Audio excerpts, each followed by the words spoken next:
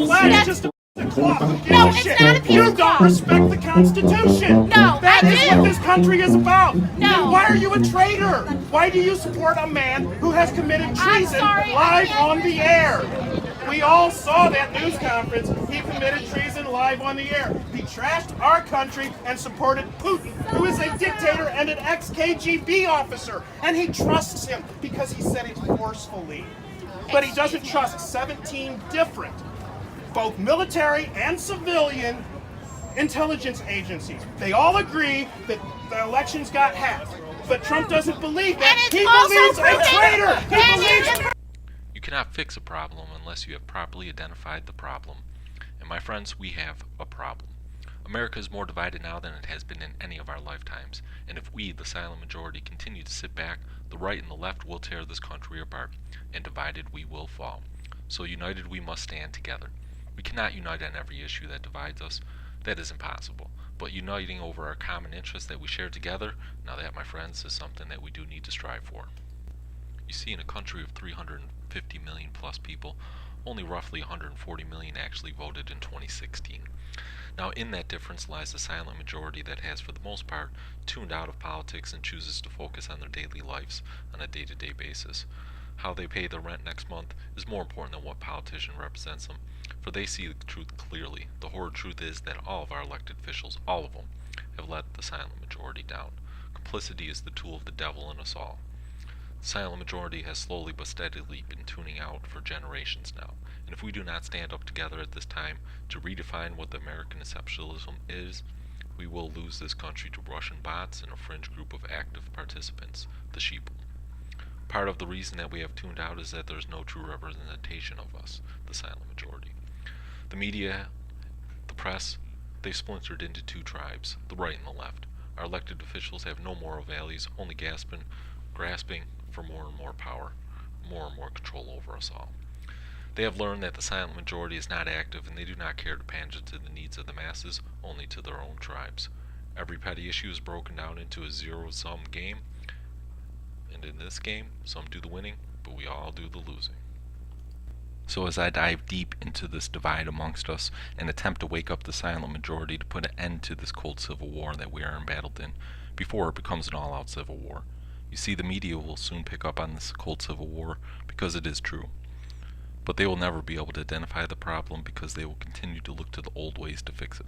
Everything is a gate. Pizzagate, Watergate, Deflategate. Some things become broken beyond repair and must be rebuilt anew. The days of two-party politics is past us.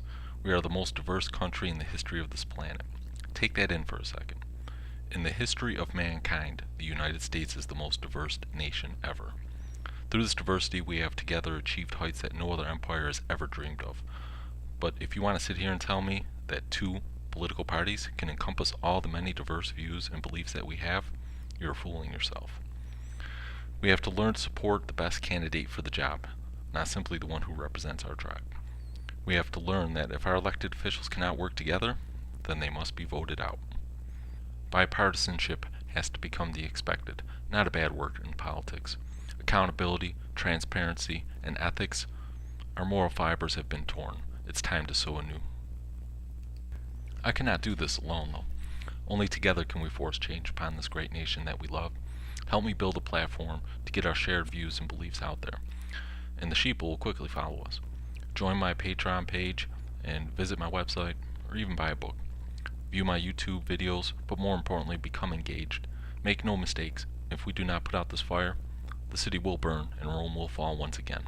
No nation can destroy us through conventional warfare or economic pressures, but as we tear each other apart, know this, that they are watching, all the other countries, all our foreign enemies, and they know that they may never get a chance again to topple us as the world superpower, and they are placing all their chips all in. So now, it's not happenstance that they are all in with Trump, the right man for the job. When in our lifetime has America ever been so divided and weakened?